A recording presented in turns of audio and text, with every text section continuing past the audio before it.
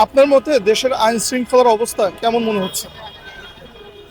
কয়দিন আগে স্বরাষ্ট্রমন্ত্রী দেখলাম সংসদে বক্তব্য দিল যে দেশের আইন শৃঙ্খলা বাহিনী গত 17 বছর চেয়ে ভালো আছে, কিন্তু আমরা প্রতিক্ষণে এই যে একটা রিপোর্টে দেখলাম যে গত 100 দিনে 605 জন খুন হয়েছে, মানে গড়ে 6 জনের মতো করে প্রতিদিনই খুন হচ্ছে। এটা রিপোর্টের আর কি, যেটা পত্রিকা মিডিয়াতে আসছে, কিন্তু এর বাইরেও অনেক খুন হচ্ছে।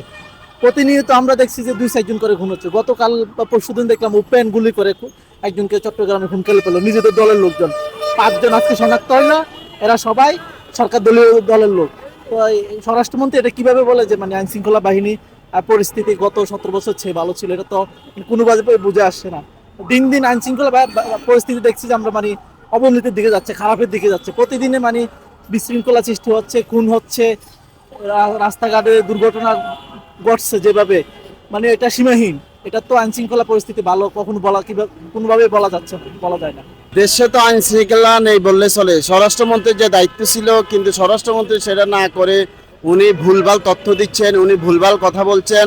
দিন যত এগুচ্ছে তত উনি দেশ এবং জাতির কাছে, বিশ্বের কাছে উনি বিতর্কিত হচ্ছেন। উনার স্বরাষ্ট্রমন্ত্রী হওয়ার পর দেশবাসী বড় আশা করেছিল দীর্ঘদিন পরে দেশটা আবার সুশৃঙ্খলভাবে দেশটা পরিচালিত হবে।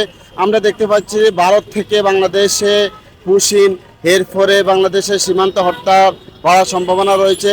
আইন শৃঙ্খলা বাহিনীর চরম অবনতি, দেশের খুন খারামি, মাদক থেকে শুরু করে সব দেশে প্রচণ্ড পরিমাণে হত্যা, ধর্ষণ, গুম আবার শুরু হয়ে গেছে। আমরা এটা নিয়ে দেশবাসী উদ্বিগ্ন। আমরা ওদের তো আহ্বান জানাই প্রধানমন্ত্রী জনাব তারেক রহমানকে, অচিরেই উনি যদি এটাকে নিয়ন্ত্রণ না করে তাহলে উনি আবার ফেসে আওয়ামী লীগের মতন ওনাদের অবস্থা হতে সময় লাগবে না। আইন শৃঙ্খলা পরিস্থিতি যদি বলতে চান তাহলে এটা আগের চেয়ে অনেকটা ভালো বলা যায়, মানে শেখ হাসিনা আমলের চেয়ে আর কি। তবে আশানুরূপ এটা আরও ভালো লাগতো যদি সবাই সেফলি চলতে মানে সেফলি যেভাবে করে আমরা আশা করেছিলাম ওইটা যদি এভাবেই আমরা চলাফেরা করতে পারতাম।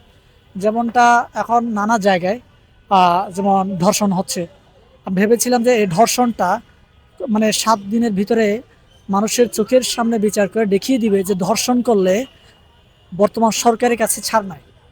এই বিষয়টা আমরা আশা করেছিলাম, কিন্তু এটা আমরা এখনো পেন্ডিং অবস্থায় দেখতে পাচ্ছি। যেমন যে রামিসার ধর্ষণ কাণ্ড, এরকম অনেকগুলো ধর্ষণ কিন্তু সারা দেশে হচ্ছে।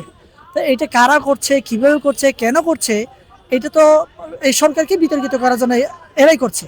তাহলে এই বিষয়টা ওরা নজরদারিতে রেখে আইনের সর্বোচ্চ মানে খোদ প্রধানমন্ত্রী কিন্তু কথা বলছেন যে আমরা খুব দ্রুত বিচার করব। তাহলে এই বিচারটা যেহেতু করছে না, আইন শৃঙ্খলা পরিস্থিতি দিন যত সামনের দিকে যাচ্ছে তত অবনতির দিকে যাচ্ছে। তাই আমি মনে করি যে মানে এইগুলো যদি কঠোরভাবে পদক্ষেপ নিত তাহলে কমে আসতো। হ্যাঁ, আপনার মতে দেশের আইন শৃঙ্খলা পরিস্থিতি কেমন দেখছেন? আমরা দেশের আইন শৃঙ্খলা যে বর্তমান পরিস্থিতিতে আছে, আমরা চাচ্ছি তারা যদি নিরপেক্ষভাবে আমাদেরকে সুন্দরভাবে যদি আমাদের দিকে সুদৃষ্টি দেয়, তাহলে আশা করি আমাদের দেশ খুবই সুন্দরভাবে চলবে। কোনো দলের উপর নির্ভর না করে তারা যদি নিজস্ব নিরপেক্ষতাভাবে বাংলাদেশের সুরক্ষা দিতে পারে, তাহলে সকল জনগণ তাদের পাশে থাকবে। যেরকম তাদের বিগত দিনগুলোতে যেভাবে তাদেরকে প্রতিহত করেছে, তারা যদি জনগণের পাশে থাকে তাহলে জনগণ পুলিশের বন্ধু বন্ধু জনগণ পুলিশের বন্ধু পুলিশ জনগণের বন্ধু হিসাবে যদি কাজ করে, তাহলে আশা করি ইনশাল্লাহ আমাদের দেশ খুবই ভালো চলবে। খুবই ভালো। 300 দিনে 600 খুন, দর্শন 210টা, শিশু দর্শন 77টা, চাঁদাবাজি, মানুষের নিরাপত্তা, সীমান্তে হত্যা, এগুলো অহরহ চলতেছে।